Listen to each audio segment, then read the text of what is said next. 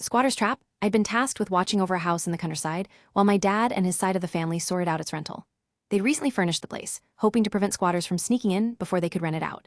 It was supposed to be a simple favor. They even stocked the fridge with my favorites and gave me a generous food allowance. The place felt cozy, but there was an eerie quiet to it.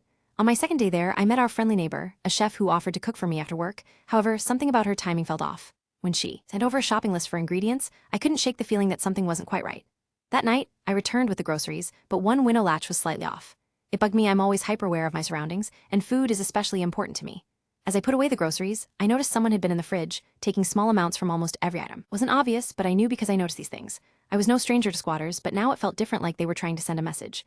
I grabbed a small weapon and sent text to everyone with access to the house, asking if they'd been nearby.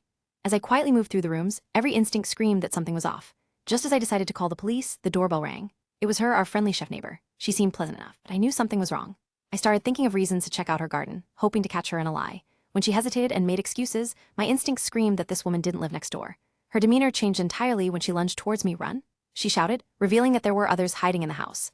I heard movement from the basement. Someone was definitely down there. I locked the door and called the police, but the intruders were relentless, pounding on the door with increasing force.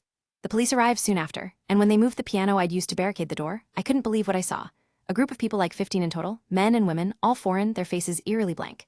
Two of them sprinted past the officers, but the rest were detained with my help. Turned out this was no ordinary group of squatters. They were part of a network known for taking over uninhabited properties using squatters' rights.